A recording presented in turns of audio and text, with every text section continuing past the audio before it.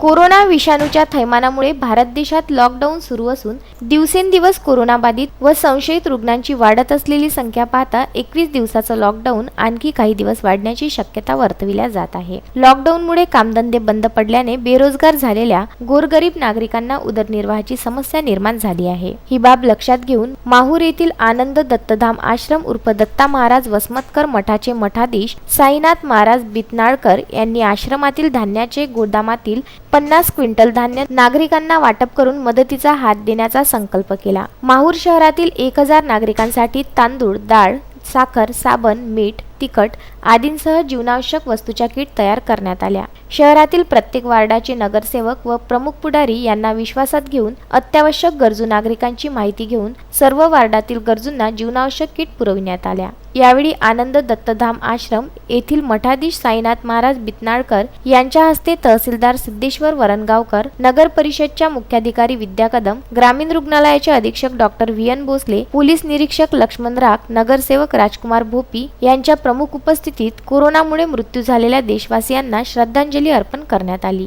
तसेच राष्ट्रगीत व आनंदाची आरती घेऊन साहित्याचं वाटप करण्यात आलं।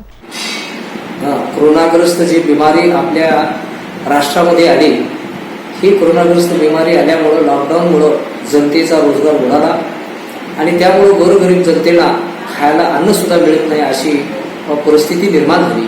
ही परिस्थिती त्याची काहीतरी त्यांना घडावं या उद्देशानं दर पौर्णिमा मी साजरी करतो माहूरला। आता यावेळेस लॉकडाऊनमुळे मला काही जाता येत नाही, हा अंतःकरणात उद्देश झाला। काय करावं तर त्यानिमित्ताने एक दृष्टांत झाला आणि की आपण माहूरवासियांना जो गोरगरीब जनता आहे त्यांना आपण वाटप करावं हे माझ्या अंतःकरणात आलं। त्या ठिकाणी मी जाऊन माहूरला सर्व पक्षीय लोकांची बैठक घेतली। तहसीलदार साहेबांना एक निवेदन दिलं आणि सीओला एक निवेदन दिलं, PIला सांगितलं। सर्वांची एक बैठक घेऊन त्या बैठकीमध्ये मी माझ्या भंडारघरातलं अन्नदान मी वाटप केलं आणि ती सुरुवात अशी केली की कोरोनाग्रस्त जे बळी गेले त्यांना श्रद्धांजली मिळावं यासाठी 1 मिनिटाचं श्रद्धांजली वाहिली।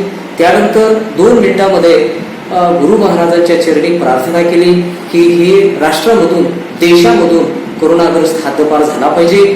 विदर्भ न्यूज करिता माहूर येथून संजय घोगरे।